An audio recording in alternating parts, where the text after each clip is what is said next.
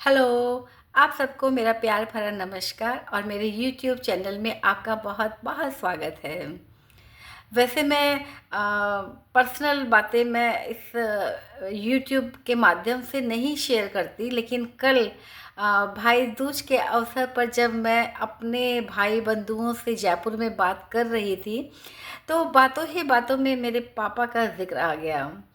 हम सब बच्चे उन्हें बाऊजी कहते थे, पापा नहीं कहते थे, बाऊजी कहते थे। मैं तो जानती थी कि मेरे बाऊजी उस समय के असाधारण व्यक्तित्व के धनी थे। वे उस समय के चलते-फिरते गूगल थे।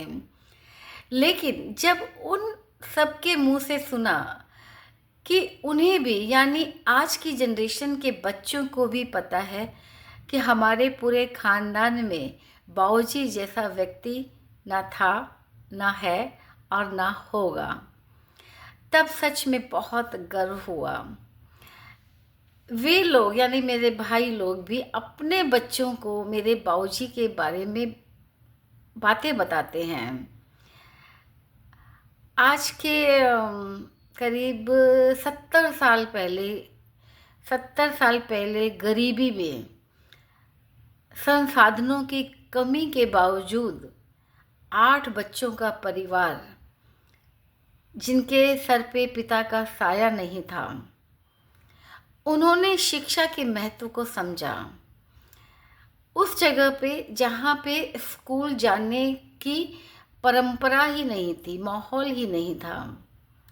मेरी दादी जो देसी ठेठ गांव की अशिक्षित महिला थी, लेकिन मुझे लगता है कि उन्हें भी आभास हो गया था कि उनके 8 बच्चों में उनका ये बच्चा यानी मेरे बाऊजी कुछ तो अलग कर रहे हैं। क्या कर रहे थे वो उनको समझ नहीं थी, लेकिन उन्हें ये था कि कुछ तो अलग कर रहा है, एक इतिहास बना रहा है, जिसे आने वाली पीढ़ी याद रखेगी। और इस बात की बहुत खुशी है कि ये पीढ़ी सच में याद रख रही है। मेरी दादी बाऊजी को बहुत सहयोग करती थी अपने सीमित साधनों में, क्योंकि जब 10वीं में पढ़ने वाला उनका बच्चा उस समय के मुख्यमंत्री मोहनलाल के पुत्र को भी 10वीं की ही ट्यूशन दे रहा है, तो किस माँ को गर्व नहीं होगा। जिस टूटी फूटी साइकिल से और धूल भरी कमीज और माथे में पसीना लेकर प्रतिदिन मुख्यमंत्री आवास में जाकर जब बाऊजी घर आते थे तो दादी फूली नहीं समाती थी।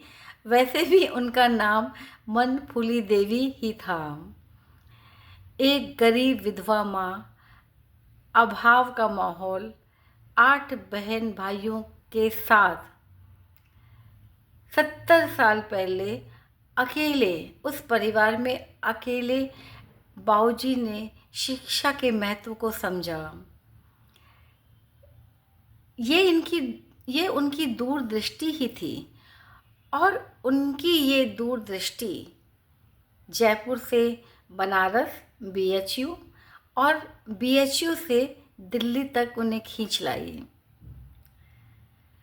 उनका वो दिए की रोशनी में पढ़ना, सड़क के लैंप पोस्ट के नीचे केमिस्ट्री के फॉर्मूले याद करना, 2 कपड़ों में सालों साल निकाल देना, रात को भूख लगने पर चने खाकर पानी पी लेना और फिर सुबह अपने मिशन में लग जाना। ये आज किसी फिल्मी कहानी जैसा लगता है, लेकिन ये सच्चाई है।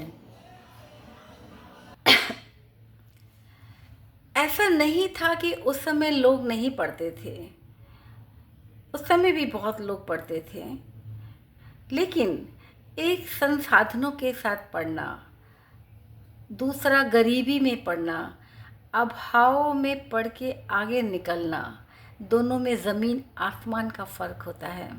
और वो फ़र्क था। कहने को बहुत कुछ है उनके लिए, शायद शब्द कम पड़ जाए, लेकिन 2 शब्दों में आप समझ जाएंगे कि वे क्या थे।